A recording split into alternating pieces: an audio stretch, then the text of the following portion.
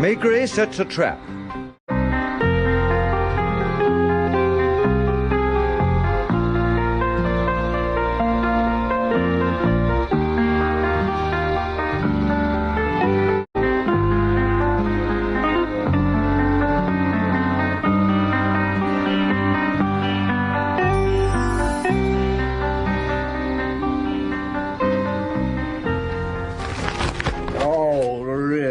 My dear Jules, what is it? Read that, Georges. Just read it. Latest positions in the Tour de France. What? After the first stage of the race, the bells No, grew not that. The report of the killing at the Porte d'Orléans. They got everything wrong. The name of the victim, the name of the street, even the name of the police inspector in charge of the case. You don't like crime reporters? Well, bad ones, no. The good ones, yeah. Rougeant, now. Rougeant, yes. Yes. There was a man worth his salt. Never printed anything unless he was certain of his facts. Or thought he was. Are you thinking of any particular case when you say that, Jules? You know exactly what case I'm thinking of, George.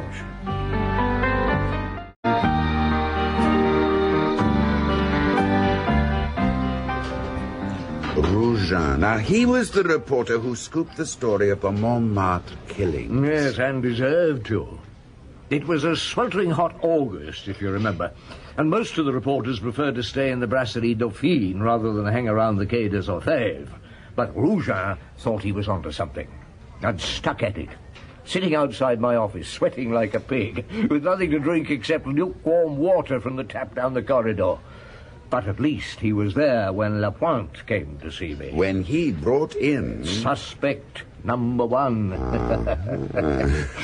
With Lapointe's jacket over his head to hide him from anyone who might be curious. Well, that was about 4 o'clock in the afternoon. Rougeant was straight onto him. Who is he, Inspector? I'm sorry, I'm not at liberty to say. Oh, come off it, Lapointe. Where does he come from? Where did you pick him up? It's far too hot to be bothered with your questions, Rougeant. Ask Chief Inspector Maigret. Ah, so that's where you're taking him. Thank you. Is he a suspect? As I said before, I don't know. How many murders have there been in Montmartre? 5 over the course of 6 months. All women, all stabbed to death. All of them had their clothes torn methodically. All of them had superficial lacerations. Nothing stolen? No. Well, it must have been about 11 o'clock at night when I finally sent poor Lapointe and the other chap, still with Lapointe's coat over his head, off in a car. But when I left the office, there was Rougeant, still waiting, still sweating, refusing to let up while he thought there was a story around. Evening, Chief Inspector. Are you still here, Rougeant? Who was it? Who? The chap with Lapointe. Sorry, I can't help you. Try again tomorrow. It may be cooler then. Will you make a statement tomorrow? I don't know. Has he got something to do with the Montmartre killings? No. Sorry. No statement. Thank you, Chief Inspector. Good night. And what did he print? Killer caught at last. Is this the Montmartre maniac? And of course it wasn't. No. He was a delightful fellow called Maigret. I needed a man whose description would be as unimpressive as possible and whose face wouldn't be known to the public or the press. I was setting a trap for the real killer, and I needed bait. What gave you the idea in the first place? Well, the previous evening, Madame Maigret and I had been out to dinner with Raoul Pardon and his wife.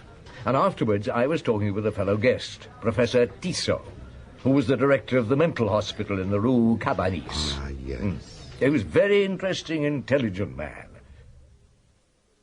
Doesn't your responsibility frighten you sometimes, Chief Inspector? You're referring to the Montmartre killings? Yes. I wouldn't like to be in your place, with the public getting panic-stricken, the newspapers doing nothing to reassure them, and high-placed persons with their own ideas of what you ought to do, all cancelling each other out. That is the correct picture, I take it. Yes, it is. What makes you think they're all the work of one man?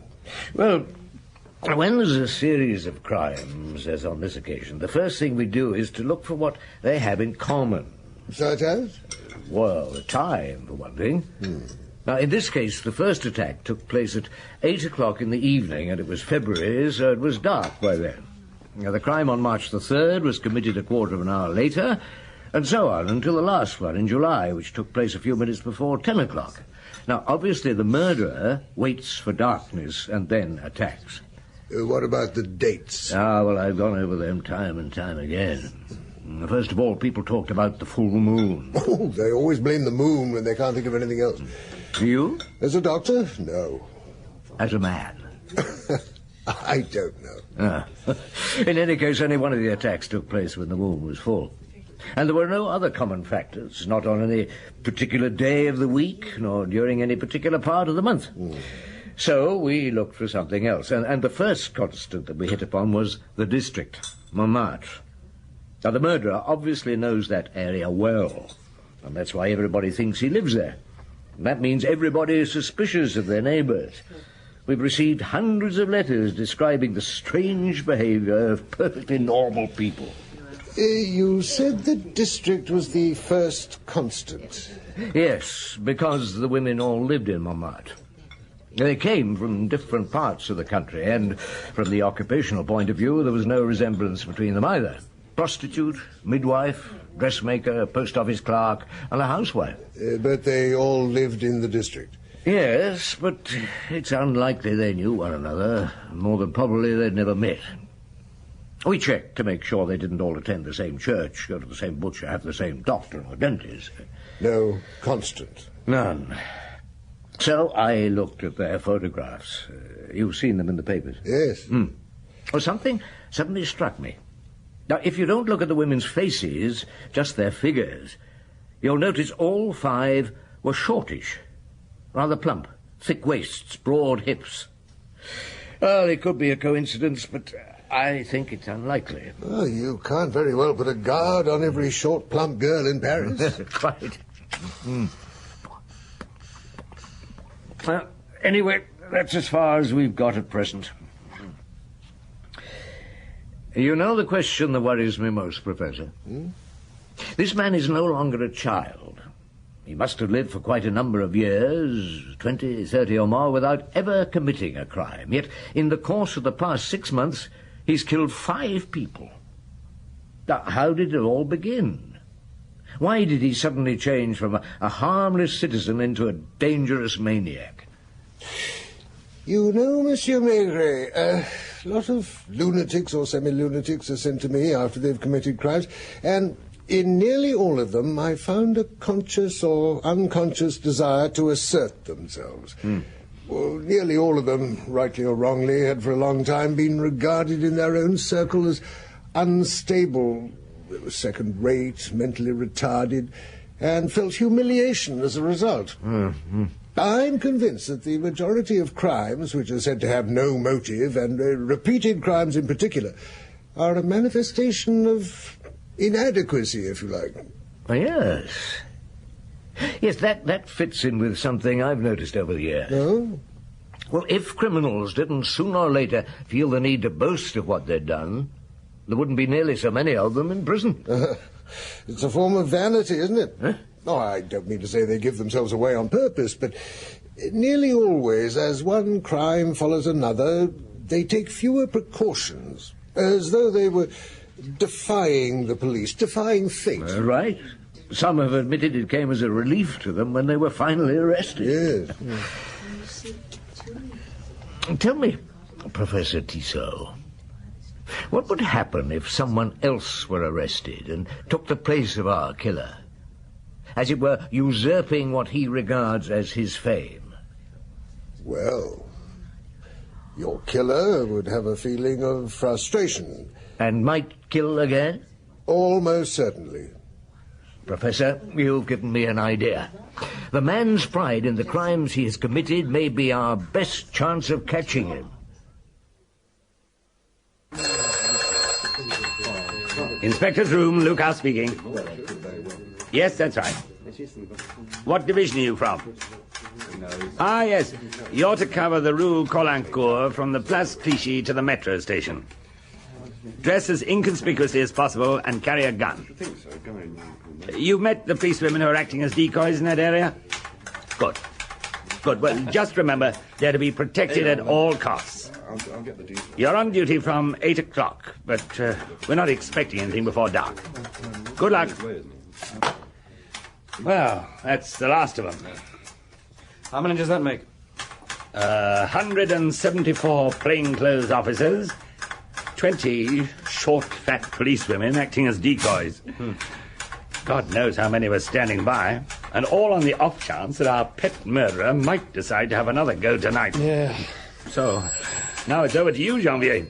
I shall just sit here as befits an officer of my age and position, while you and the rest of the youngsters dash up and down Montmartre trying to look like civilians.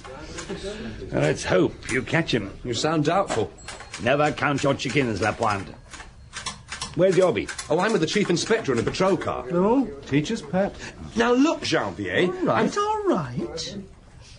Still don't see how the chief can be sure this man will attack one of the policewomen. Or that he'll attack anyone at all. Well, his theory is that now all the papers have said we've caught the murderer, the real chap will be so furious he'll kill someone else, just to prove he's still on the loose. Well, it's a long shot, but it just might work. Pretty risky long shot. What happens if the man succeeds? Right, come on, Lapointe. Let's get started. Off you go, Janvier, and good luck. Got your gun? Yes, sir. Look out for the shop, Lucas. Lapointe. Okay, Chief. Good luck, Chief.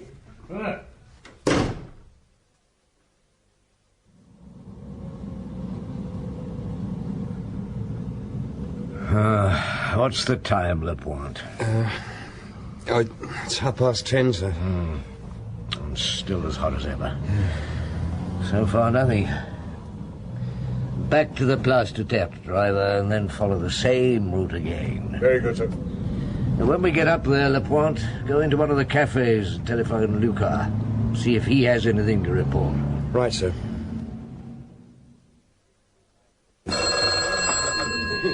Lucas. No, Lapointe, nothing at all. Just a prostitute complaining a foreign sailor had knocked her about. From the sound of her voice, I don't blame him. Oh, tell the chief that reporter's still here. Yes, Rougeant. I think I'll move a bed in and charge him rent. Good hunting.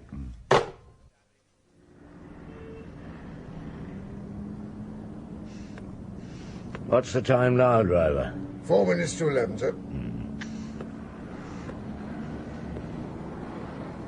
He's probably not even in Paris. Probably on holiday. By the sea. Brittany. Cooler than it is here. Why did I start all this? No reason, just intuition. And talking to Professor Tissot. And conceit.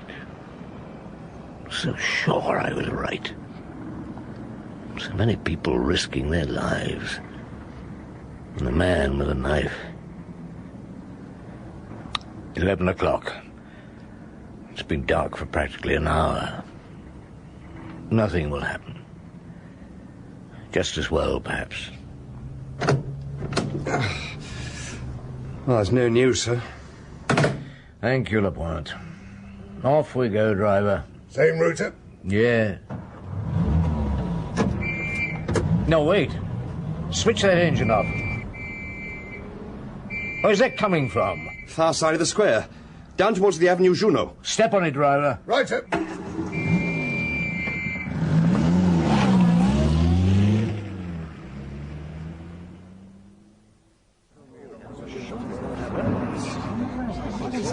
Stand back there, stand back.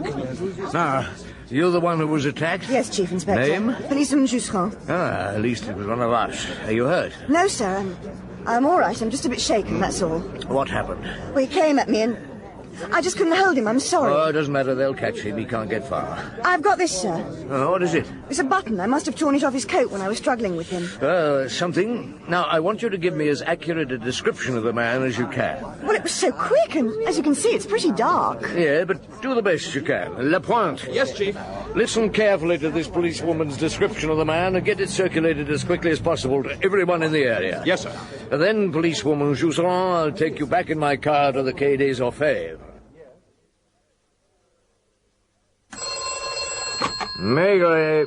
Janvier here, sir. Yeah? The chase is still going on. They've surrounded a good part of the district. I'm in a cafe on the Place Constantin Péqueur, and as I got here, I'm practically certain I saw the fellow running down the steps opposite. Well, you weren't able to catch up with him? No, sir. I got after him as fast as I could, but he had too much of a lead on me. Well, why didn't you shoot? I didn't dare, sir. There were too many people about. I might have hit one of them. But apparently, just before I got here, a man came into this cafe. He didn't stop for a drink, just made a telephone call and then went out. Well, nothing else? The barman said he was fair-haired, youngish, slender. His suit? Dark. My idea was that perhaps he rang up somebody who came with a car and picked him up. I don't think they're stopping cars with more than one person in them. Well, then tell him to. Right, sir. Well, there we are, Luca. The policewoman he attacked reckons he was about 30 years old, thin, looked like a gentleman, and she remembers when she grabbed his hand there was a wedding ring on his finger. Now, Janvier's just chased and lost someone who fits that description. Apart from the button, that's the lot. Any report on that button yet? Yes, sir, just come in. The lab says it's a good quality one, and from the piece of cloth still on it, the suit was of expensive material. Imported. Probably English. So they've given me the lists of cloth importers and button makers. Quite a few of them. That'll give Lapointe and Janvier a nice little outing tomorrow. If we haven't caught our man before then. So after a late night, poor Lapointe and Janvier had to trail round hundreds of cloth importers and button makers the next morning. Well, not that many as it happened, Georges. For the first time in the case, luck was on our side. The second button maker Lapointe and Janvier visited recognized the button. Oh, yes. This comes from Mullerbach's at Colmar.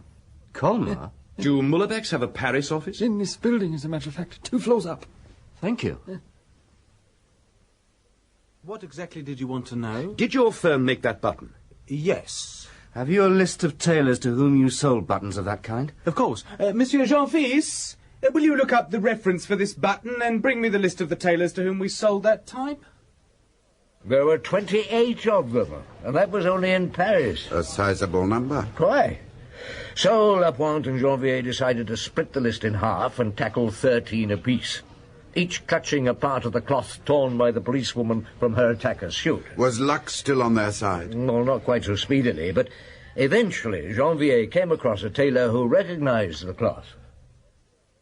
Yes, this is one of our materials. Why, do you want a suit? No, but I would like a list of the customers for whom you've made a suit in this material. Well, there's only been one recently, and even that was some time ago. How long? It was last autumn. You remember the customer? Oh, yes, indeed. I made the suit for him myself. Who was it? Monsieur Monsin, Marcel Monsin, a very nice gentleman. I've made his clothes for several years now. Does he live in the district? Yes, I have the address somewhere. Chief, Janvier here. I found him.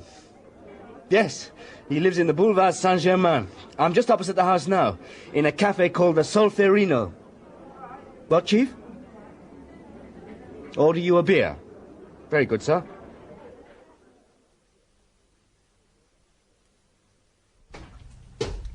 Oh, thank you for the beer, Janvier. Not at all, Chief. And congratulations on finding him.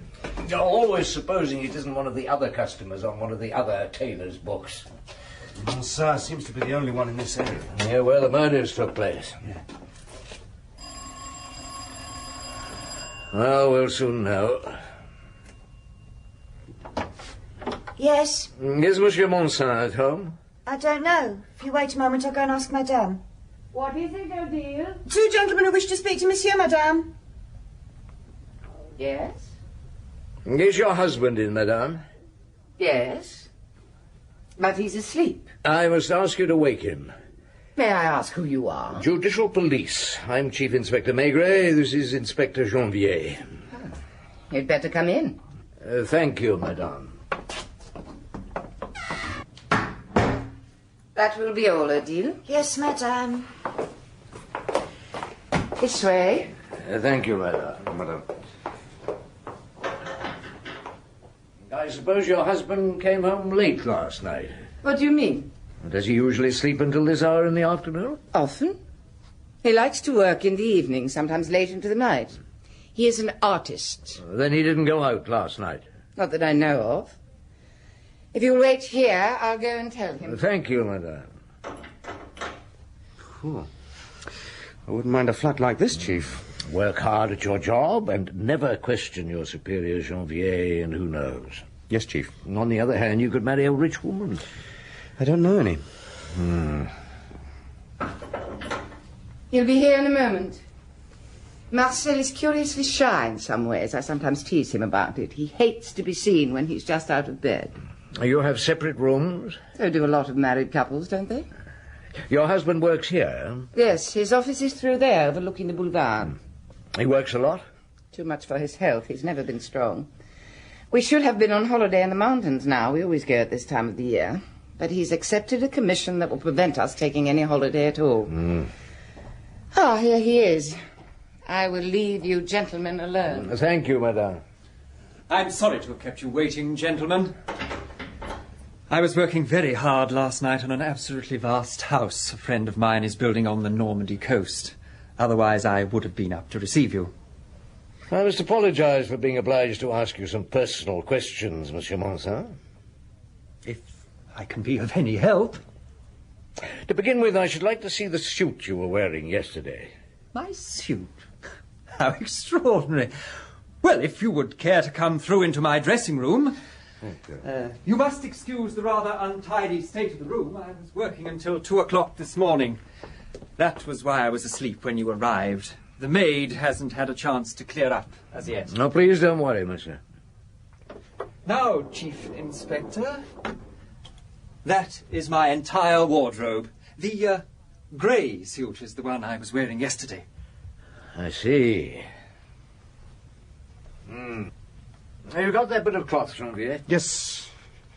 Yes, sir. Now, last autumn your tailor made you a suit in this material. Do you remember it? Yes, indeed. What has become of it?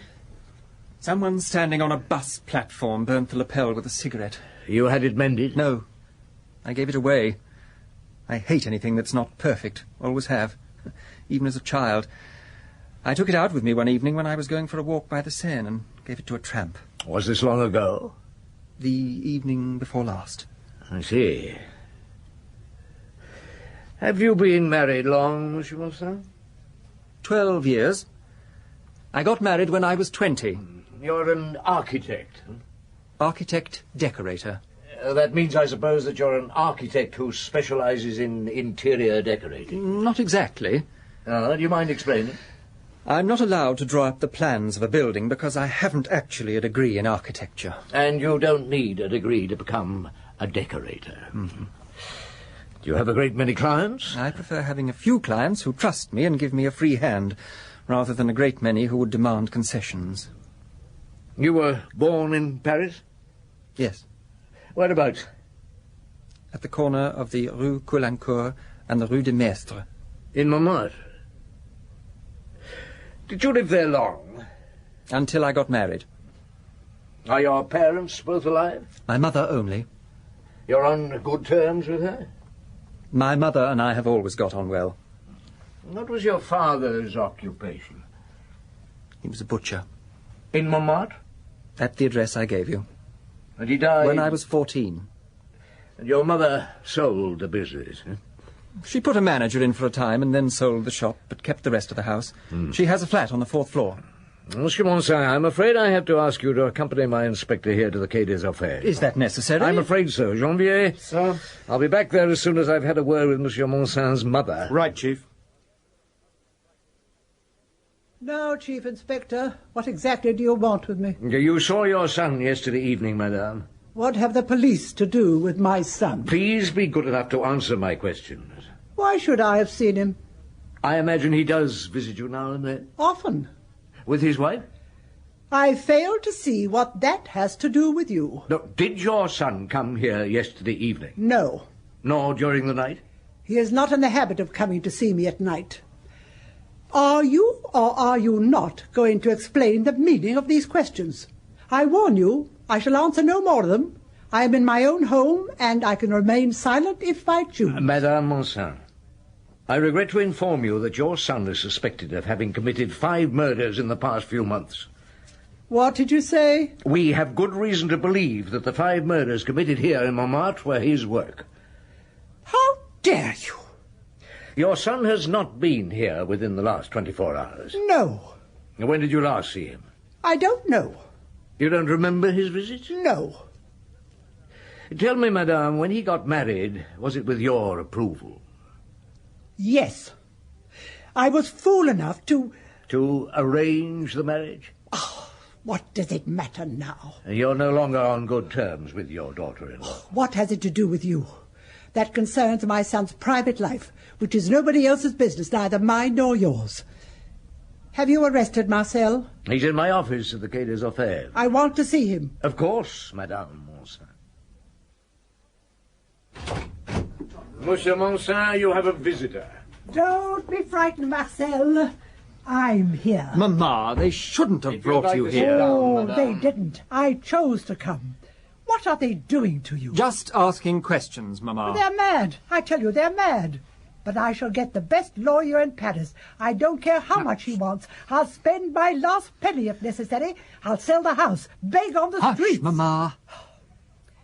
Yvonne knows you're here? She knows, Mamma. Then where is she? What did she say? So, if you'll please sit down, madame. I don't want to sit down. What I want is to have my son back. Come, Marcel. We'll soon see if they dare to keep you. I'm sorry, madame. So, you're arresting him? I'm keeping him at the disposal of the law. Now, will you be good enough to sit down and answer a few questions? I shall answer nothing. Don't be afraid, Marcel. I shall take care of you.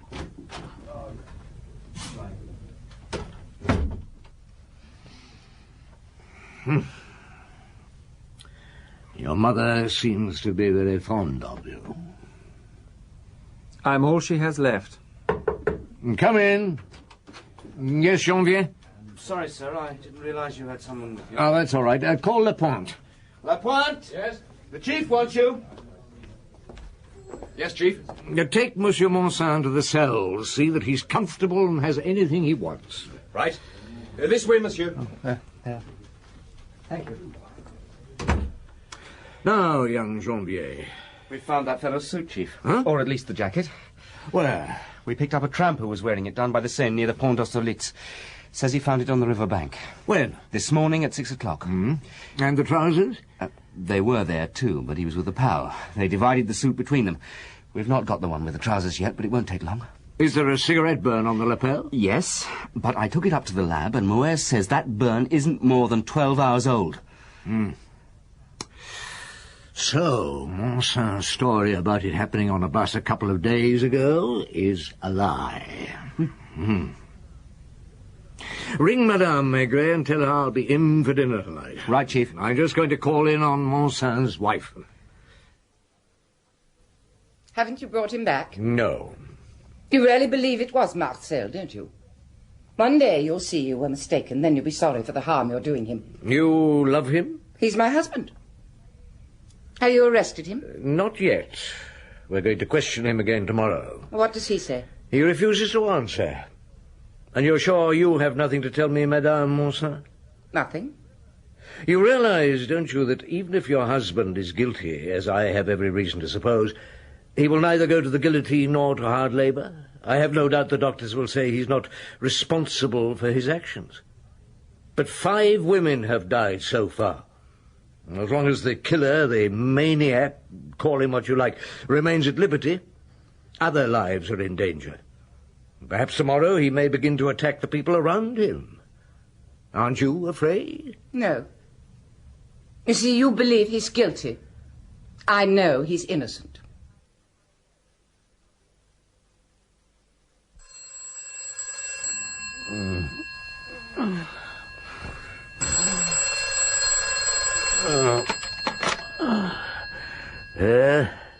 that you, Chief?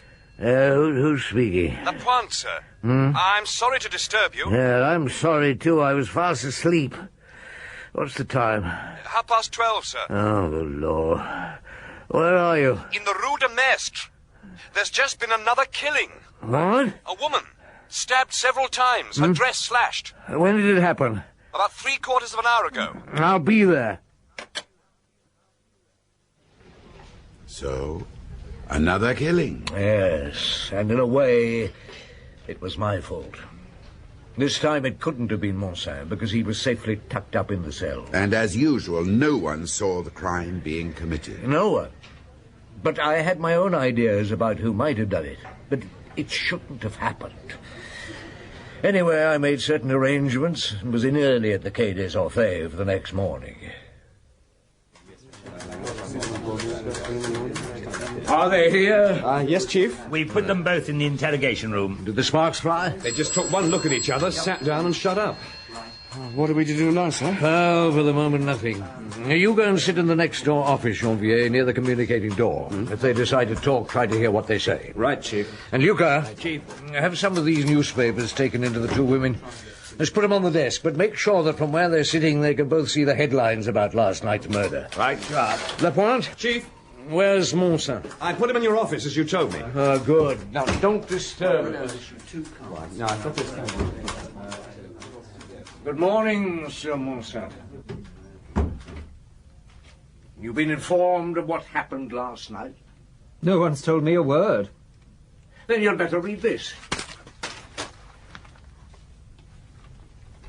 As you can see, someone is doing their utmost to save you. It's a pity it's cost another innocent girl her life. Your mother and your wife are here. They'll be brought in presently, and you can have it out among yourselves. Nothing to say?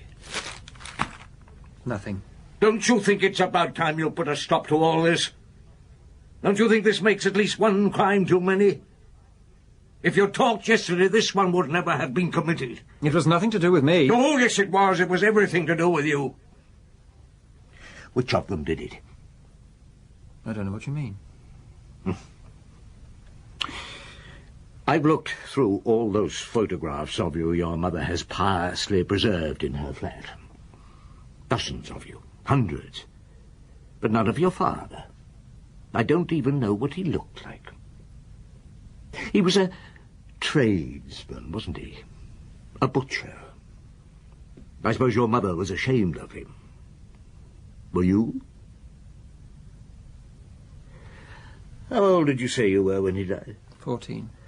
And after that, Mother took over. Didn't you ever have a desire to rebel against all the fussing and mollycoddling? No, I suppose not. You didn't rebel because you're lazy and vain.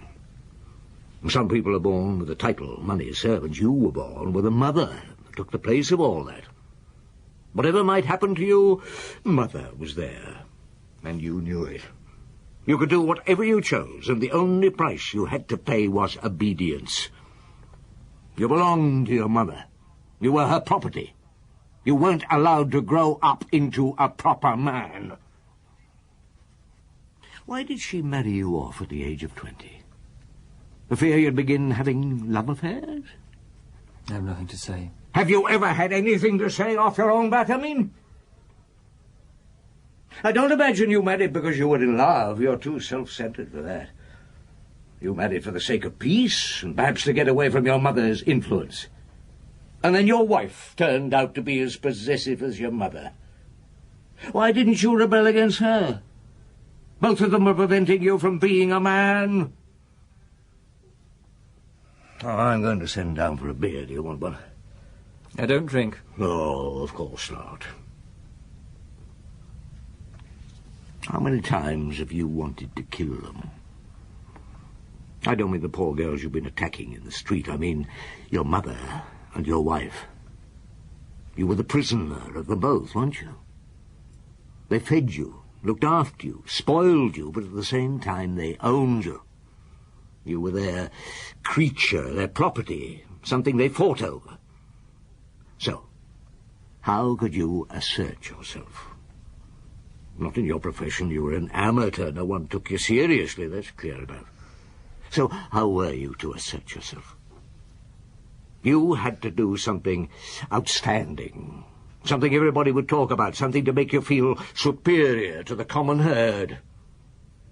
You couldn't kill the two of them, although I imagine you'd have liked to, because that would have been too dangerous. The search would automatically have led to you, and in any case there would have been no one left to back you up, flatter you, encourage you. But it was them, the domineering females, you resented. So it was females you turned on, in the street, in the dark, and then tore their clothes afterwards to prove what a man you were. You didn't rape them, of course. You weren't man enough for that. Lucas, send down for a beer, will you? Very good, Chief. One or two. Just one.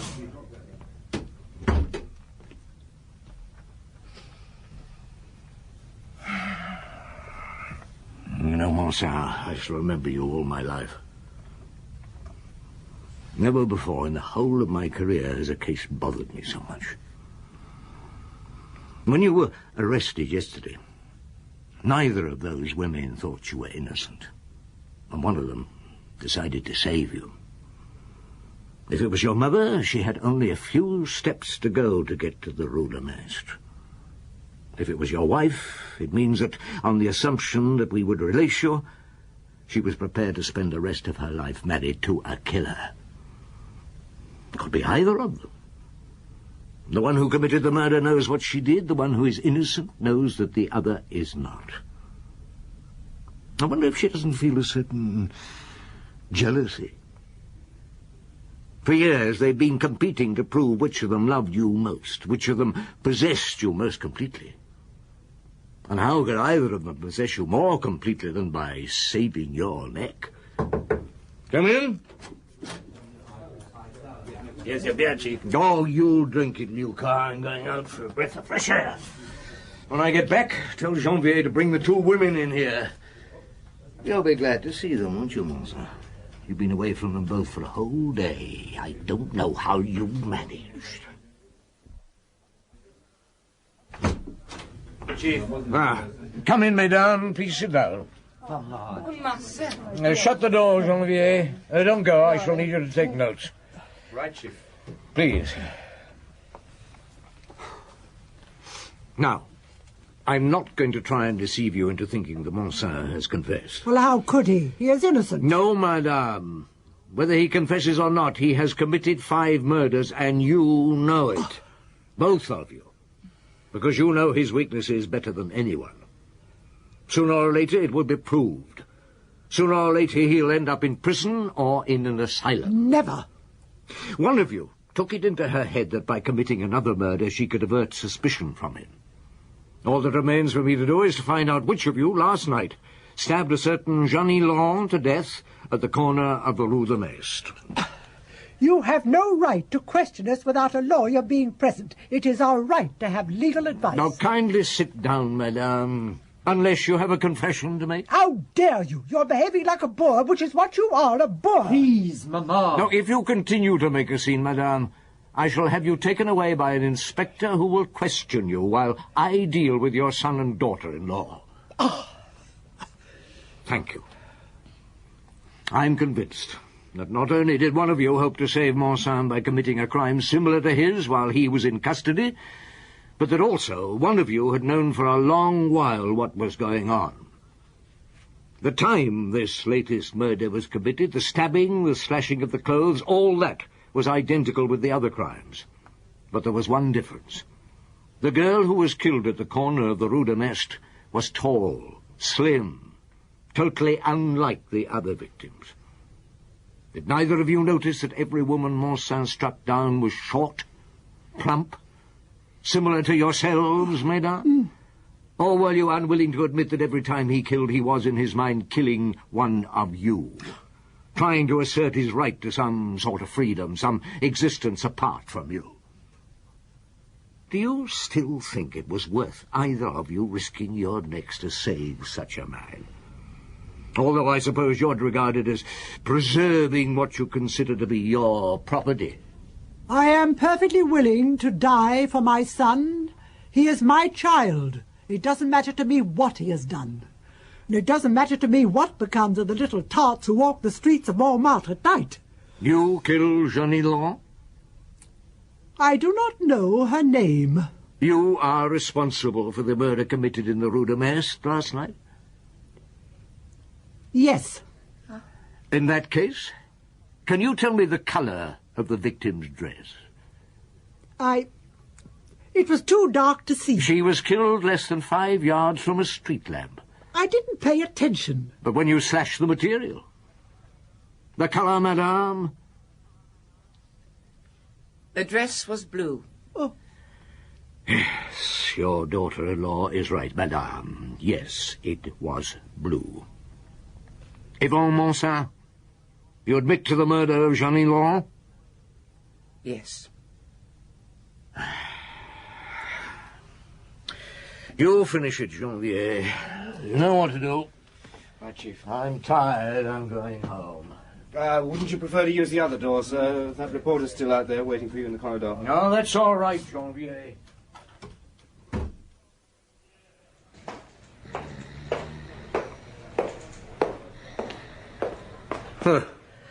Rougeon. Rougeon, wake up. What? Oh, I'm sorry, I must have dropped off. Yes, I think you must. Oh, I didn't get much sleep last night. No, this corridor isn't the most comfortable of places. Any statement, Chief Inspector? Oh, why not? Let's go down to the Brasserie Dauphine, Rougeon. The chairs are softer, the beer's cold, and I can tell you all about it in company.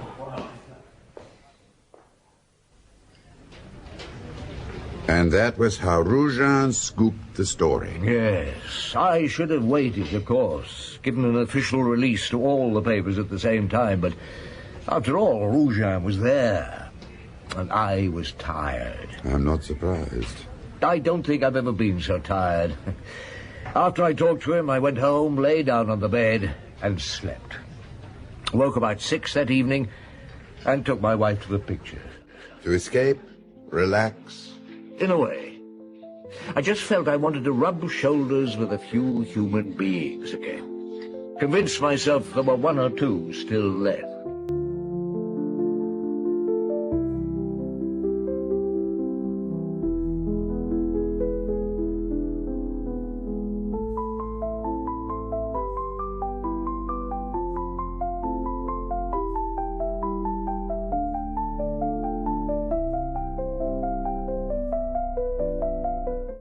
In Maigret Sets a Trap by Georges Simenon, translated by Daphne Woodward and adapted for radio by Aubrey Woods, Maurice Denham played Jules Maigret and Michael Goff Georges Simenon.